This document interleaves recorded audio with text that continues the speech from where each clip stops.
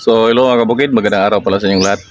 So ngayon mga kabukid, gusto ko lang i-share sa inyo mga kabukid yung ginagawa ko na diskarte dito sa ating lagayan ng ating mga sisiyo na palakihin. So yan mga kabukid, yung nasa likod. Kasi yung dito sa kabila, yan o, ito. So wala na siyang laman mga kabukid. So naibinta na natin yung lahat ng mga alaga natin dyan nung katapusan. So ibinta ko sila mga kabukid kahit report pa. So nagtaka ko ngayon, maliit na yung ating matagal lumaki yung ating mga sisiw.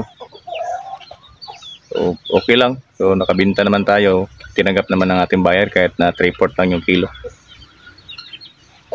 Pero ngayon mga kabukid, gusto kong i-share sa inyo yung aking ginagawa ngayon dito sa ating lagayan. So disclaimer lang mga kabukid ha, itong aking i-share sa inyo ay basing lamang sa aking ginagawa dito. Hindi tayo eksperto mga kabukid, depende na lang sa inyo kung gagayahin nyo o hindi. So halika kayo mga kabukid, ipapakita ko sa inyo at pag-usapan natin. So ayan mga kabukid, so oras pala dito ngayon sa amin ay alas 11 na ng tanghali. So, malapit na mag alas 12.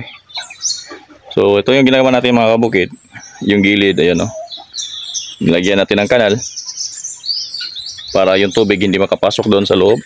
Kasi dito sa amin paano yung ulan tuwing gabi. So tapos yung mga tinambak natin, yung galing sa labas mga kabukid, ayan, tinambak ko dito sa loob. Pero kung napapansin nyo mga kabukid, meron siyang parang kulay puti, no? So yan siya mga kabukid, ay yung ilalim pala niyan ay winalisan ko muna yung mga ipot. Tapos pagkatapos ko magwalis, nilagyan ko siya mga kabukid ng abo. So ito siya mga kabukid, yung abo natin, no? So galing to sa ating dirty kitchen mga kabukid. So ayan o. So ito yung ginawa natin, kumbaga pagkatapos natin walisin itong area mga kabukid, tinanggal yung ipot, nilagyan natin ng abo yung buong paligid niya. Tsaka tinambakan natin ng lupa na galing sa labas. So ganun lang yung aking diskarte dito mga kabukid. Kasi meron ako napanood na video mga kabukid doon sa ibang bansa. So malakihang farm talaga yon. So trending kasi yun sa YouTube eh. So palagi kong nakikita yon. So yung ginagamit nila ay yung anong tawag doon? Yung limestone. Oo. Limestone yung ginagamit nila, tapos nilagyan bago nilalagyan ng ipa. Pero ito sa akin, abo bago lagyan ng lupa.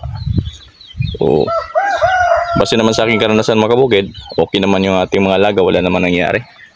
So ganyan yung ginagawa ko dito mga kabukid, paulit-ulit lang pagkatapos natin mag-harvest sa kanila.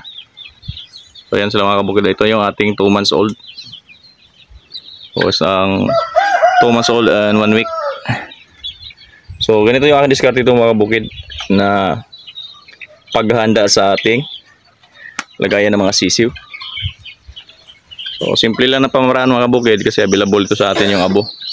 Alam naman natin ang abo ay kumbaga nag-absorb to ng mga amoy, di ba? Yung mga mamasa-masa na na-absorb niya. Hindi ko pa to na research, pero basta ang pagkakaalam na to, maganda to sa ilagay sa mga lupa mga kabukid.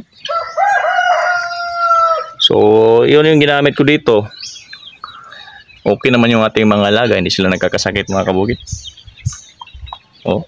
So ngayon ang ilagay natin ito na batch mga kabukid, pantatlong batch na palaking mga sisiyo natin na nandun sa ating brooder na nandun mga kabukid. Yung 1 month old natin doon. So ililipat natin yun sila dito. So ngayon ay ngayon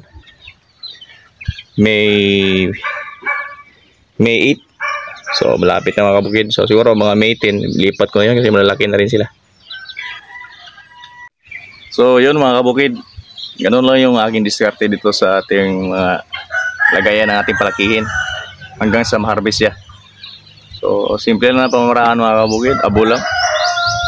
So iwalan ko lang kung bakit abo yung ginamit ko, para sa pakiramdam ko kasi maganda siya eh. Kasi yung nag-absorb talaga siya ng mga mababaho ba. So yung ating range dito, yung lagayan nila, hindi siya mababaho mga kabukid.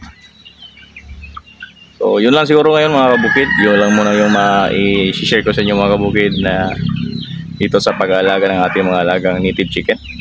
So disclaimer lang mga kabukid, hindi tayo eksperto, pero base naman sa aking karanasan, epektibo siya. So yun lang mga kabukid, happy farming sa lahat. See you in my next video. Maraming salamat pala sa inyong lahat na nag-subscribe sa akin. So patuloy lang tayo sa buhay mga kabukid. Happy farming sa inyong lahat. Bye bye mga kabukid.